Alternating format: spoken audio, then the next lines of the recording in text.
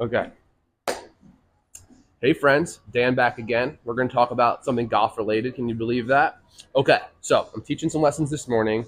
Mid lesson, we're kind of working through some different concepts, and I had an epiphany. Okay, now I didn't come up with this phrase. I've heard this phrase used previously. The phrase is let the lead side lead. Okay, I'm a right handed golfer. So when I set up, my lead side is my left side, the side that's closer to the target, versus my trail side is my right side. Okay, so let the lead side lead. For me, that's the left side of my body. If you're a left-handed golfer, you're a left-handed golfer. It's the right side of your body. Okay, now that we have that established, let's work through this. Now, I'm just going to divide it into two categories. Upper half, if you will, or more left arm and lead arm, and lower half, lead leg.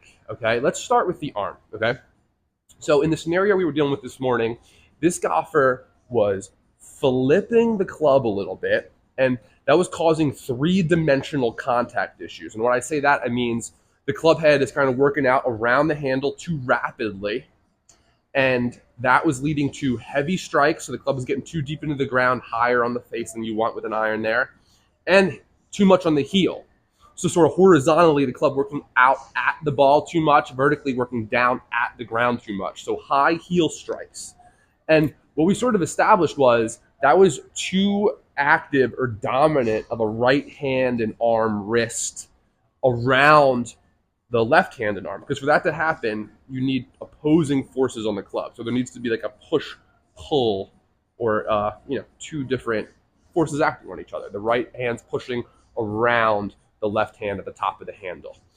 What this golfer was also dealing with was open-faced misses. So they're a right-hand dominant golfer, right-hand dominant athlete, and as a response to seeing balls flare off to the right, that right hand's trying to throw the club head around to square the face up.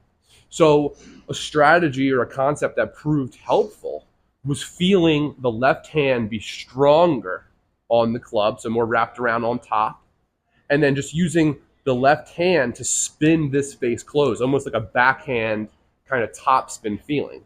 And what you can kind of surmise there is that the left wrist kicking into extension is very, very weak relative to how it can pull the club head around when you compare that to the right tricep and elbow and wrist firing and extending around there. Okay, so when you're using the left hand, a stronger left hand grip and a release of that left hand and arm, it gets very hard to throw the club head around the handle too soon, which is good if you're flipping it and you want more forward shaft lean and cleaner strikes from that perspective. So to make those two worlds work together, the stronger left-hand grip allowed them to square the face without the need for the right hand and arm getting involved as much. That's square strikes without the need for that early release that was causing the contact issues. So that's how we brought that together. Hopefully that could help some of you watching this video. Now, let's move to the lower half, okay? If you've been following my channel for any length of time, you might know that I'm a big fan of training for club speed when I have the time to. And with that in mind, I've researched a ton. I'm a TPI certified power specialist or whatever you'd call it. And what you see tons of long drive golfers and coaches talk about, I've certainly talked about it at length because we've learned this from pressure mat and force plate data, that the best players, the hardest hitters of the ball, are getting into this lead into this lead left leg for me very early in the downswing. You could even argue that a lot of them are getting back into the left leg towards the top of the backswing. What that does is it gives me lots of time to push off that lead leg in the downswing, and that's what helps us create more vertical ground reaction forces, which if you're a golf nerd like me, you know that certainly the pound for pound, really strong, powerful swingers of the club, like a Justin Thomas, if you will, not a big, heavy guy, but able to create tons of speed through his use of legs interacting with the ground. So the harder I push on that left leg, or let me backtrack, the earlier I get into that left leg in the downswing, lead leg, then the more time I'll have to push off it, the more force I can create using it, and the better speed I can create.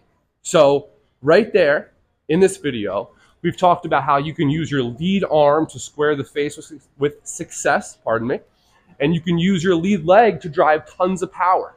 So let the lead side lead. I can tell you from firsthand experience, it's helped me in my game a ton, both be more precise and more powerful. And then if this works for you and you get it established, what you can start to do is use that right hand and arm to just throw in a little extra loft when you need it for higher lofted pitch shots and stuff like that. Or if you're really just trying to smash a drive, you can then pour that right-handed arm back in to get to your peak levels of speed and power. All right? Let the lead side lead. Any questions? That's what the comment section is for. I'd so appreciate if you decide to subscribe to the channel. We're on the march to 1,000. Help me get there. I'll see you guys next time.